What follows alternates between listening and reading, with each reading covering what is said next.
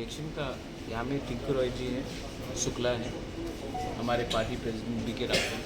अपना जो भी इलेक्शन का कैसे कोऑर्डिनेशन करके आने वाले election West Tripura and East Tripura सबके बीच में हम लोग ने बात की।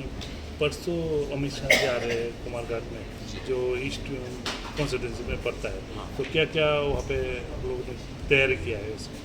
नहीं, अमित शाह जी आ रहे हैं, हम लोग वी आर वेरी हैप्पी कि वो ईस्ट में भी आ रहे हैं। कुमारघाट में प्रोग्राम है एंड वो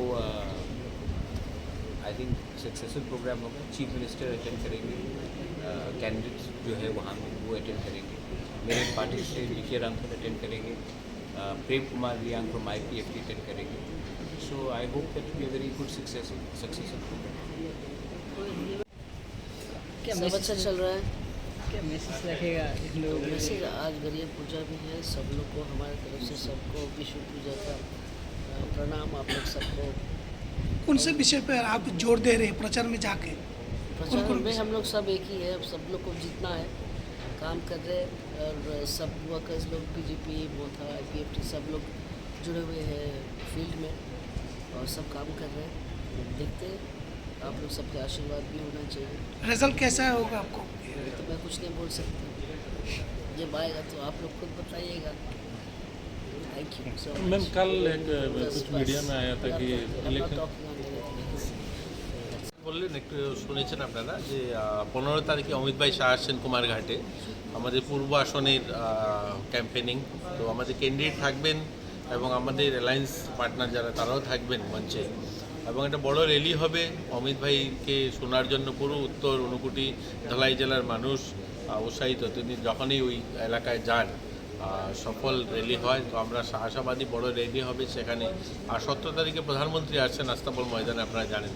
এই বিষয়গুলো নিয়ে আমাদের অ্যালায়েন্স যারা রয়েছেন তাদের সঙ্গে IPFT এবং মোথা ওনাদের সঙ্গে আলোচনা হয়েছে, এবং আমরা আশাবাদী যে সফল র্যালি হবে এবং আমাদের যে স্বপ্ন, আমরা যেটা ঐতিহাসিক বিজয় দুজনের, সেটা আমরা প্রাপ্ত করব, সেটাই আজকে আলোচনা। কমিশনে আসলে কেমন লুকটুক আসতে পারে যদি দেখুন, আমাদের অনুমান 30-35 হাজার কুমারঘাটের মাঠটা আমি বলবো না যে আস্তাবলের মতো ছোট মাঠ, খুব বড় মাঠ নয়, কিন্তু সেই মাঠে 20-22 হাজার লোক জমায়েত হয়। কিন্তু আমরা আশা 35-40 হাজার লোক হবে। আপনার কুমারঘাট যেভাবে ওনার নমিনেশন দেওয়ার দিন দেখেছেন জনপ্লাবন হয়েছে, ঠিক সেভাবেই হবে। পুরো কুমারঘাট প্যাক থাকবে আমরা বলতে পারি। আপনি তো বিভিন্ন বিধানসভা পরিদর্শন করছেন বা কথা বলছেন, কেমন সাড়া পাচ্ছেন?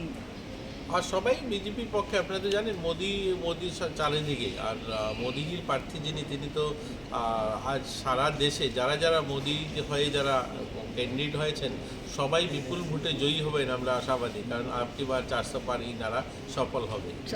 একদিকে বিজেপি ত্রিপুরা মতা, অন্যদিকে CPM কংগ্রেস, কেমন হবে লড়াইটা?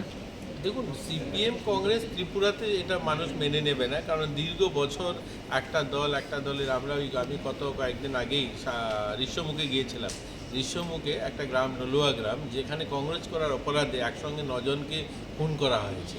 তো এই দিনগুলো মানুষ ভুলেনি। কংগ্রেস CPM করার কারণে অনেক ছেলেমেয়ের জীবন যৌবন জলাঞ্জলি দিতে হয়েছে। এতই কংগ্রেস CPM অ্যালায়েন্স ত্রিপুরা মানুষ মেনে নেবে না।